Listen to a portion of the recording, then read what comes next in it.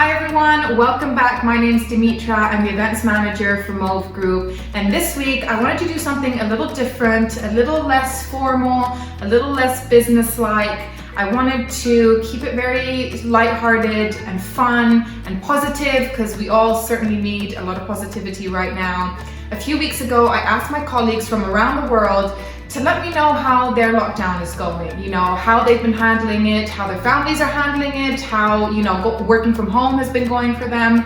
So they've sent me their stories, and let me tell you, they did not disappoint. I've gone through a few of them and they were hilarious, so I thought, you know what, I want to read them on camera. I've read a few of them already, but some of them I will be reading for the first time. So I've got my laptop right here and let's jump straight into it. First up, we have Carrie. Carrie says, I'm working from home and my kids still haven't realized I'm here all day. I pretend to leave for work every morning as normal and then sneak back in. I'm set up in my bedroom, keeping the door locked, and my husband is bringing me coffee and food. It's working okay for now, but I may go crazy soon. They ask you how you are, and you just have to say that you're fine when you're not really fine, but you just can't get into it because they would never understand. Abby says, I'm very lucky in that my dad is a chef, so I've been enjoying a lot of baked goods. I've been working this off with Joe Wicks. Who doesn't love Joe Wicks? Whilst doing this, my dad joined in and ended up jump squatting into a bookcase. Annette says, all I've learned so far is that Harry, his son, has a much wider vocabulary of swear words than I realized. My homeschooling has somewhat gone out of the window for a leave him to it, it's his life approach. In all seriousness though, he makes me laugh every single day, and I'd be gutted if he wasn't here to ignore me during this. Meryl says, as we have a wedding to attend, hopefully in September, I rejoined Slimming World to get rid of some of the excess blubber. It was going well until coronavirus. Now the whole street are filling their time with baking cakes, us included, and then sharing them with the neighbors.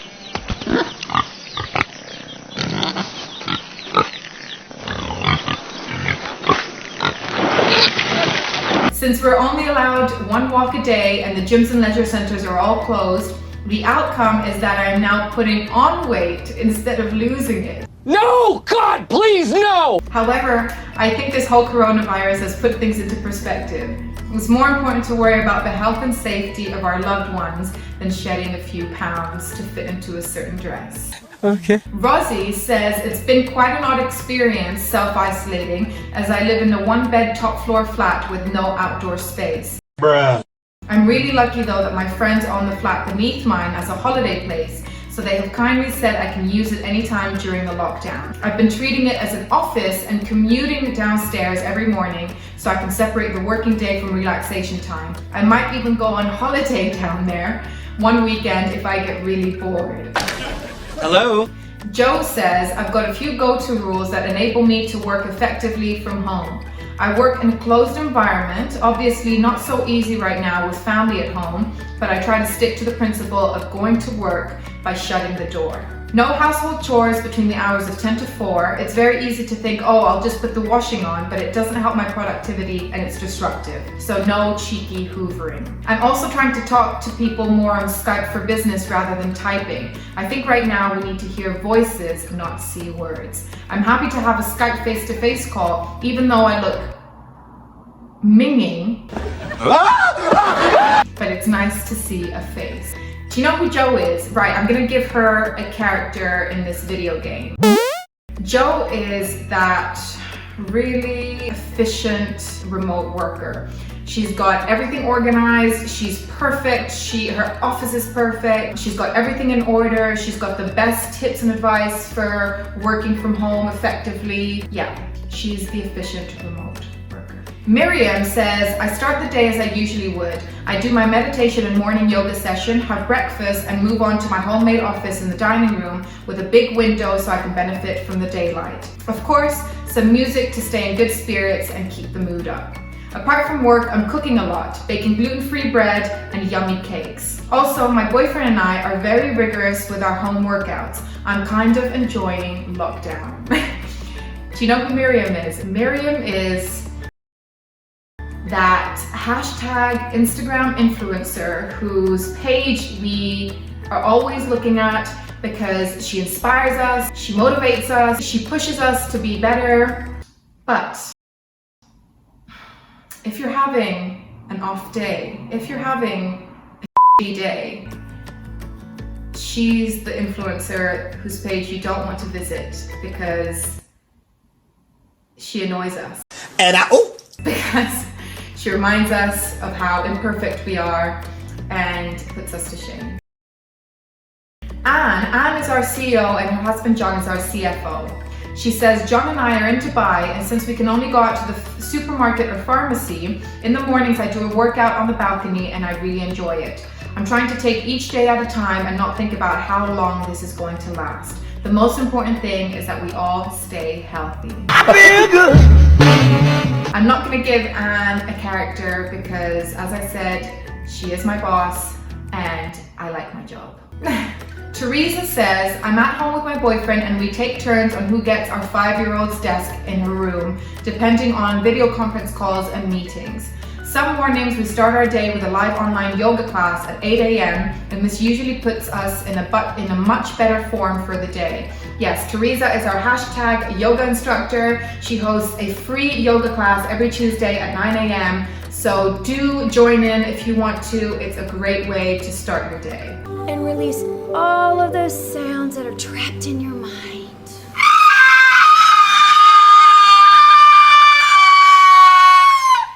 Lorna says, I've set up my office so that I'm facing out of the living room window and can see into the garden and the street. This may have to change as it seems every one of my neighbors is doing DIY and everyone on the street seems to be communicating very loudly with one another from their balconies, roofs, or even just by shouting up and down the street at one another. I can't even complain to them as my husband seems to be the instigator of most of it. He cleaned out his shed yesterday. Tomorrow, I'm going to gaffer tape him. What? And shove him in there between 9 to 5. Run.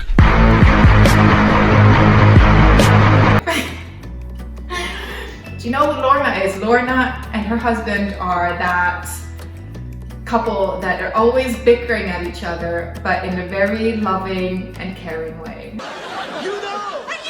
Betty says, we're a family of 5 and the first week my family thought I was on annual leave, so you can imagine the shock when I firmly but politely told them that between the hours of 8 to 4 to pretend that I'm invisible and that I'm not home. At 4 p.m. I shout, honey, I'm home, and that is when they know they can approach me. We have an agreement with my husband that I make lunch and he makes dinner and we all help with the cleanup. So far, so good. Betty is definitely the mama bear. She is that mother who's got everything running smoothly at home. Everyone's cooperating and working together. Yeah, she's definitely the mama bear, and she's actually the mama bear of the company as well. Lisa says, my desk is set up at the dining room table.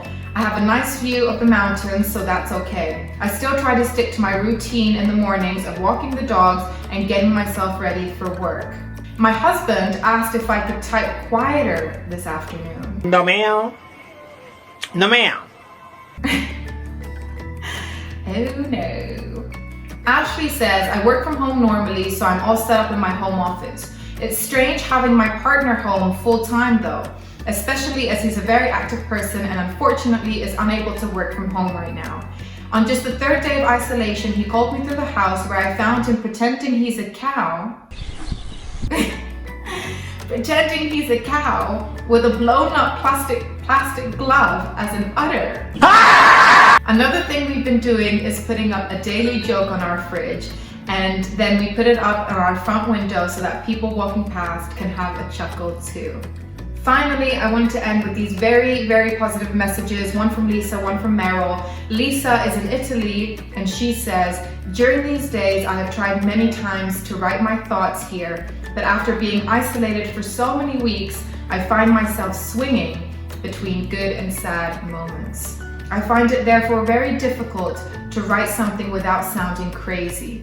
What has happened today has really struck me though. I woke up tearful this morning because last night I dreamt about my dad. It doesn't happen very often. 1 hour later, I got the following message from the priest who has always been close to my family, especially when I lost my dad.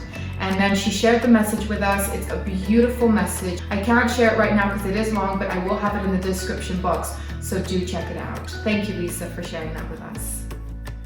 And finally, the second message is from Meryl. Meryl is the storyteller of our company. She says, we have a saying in Welsh, I'm not going to attempt to pronounce it, but I will have it on the screen. Literally translated, this means the sun will come out on the hill again. Basically, it means that although things may seem dark at the moment, things will get better and that the light, i.e. better days, are ahead. Thank you, Meryl, for sharing that with us. I hope you guys enjoyed that. I hope you got a bit of a laugh out of it. I know I certainly did. And I do recommend you do this with your colleagues, your friends, your family, anyone that you can't see right now. It's not only going to help you stay connected, but I guarantee you it will help you feel better. We'll be back next week with another video, something a little more serious and business related, but I just wanted to keep it very casual this week, very lighthearted. We'll see you next week, and until then, as always, stay safe.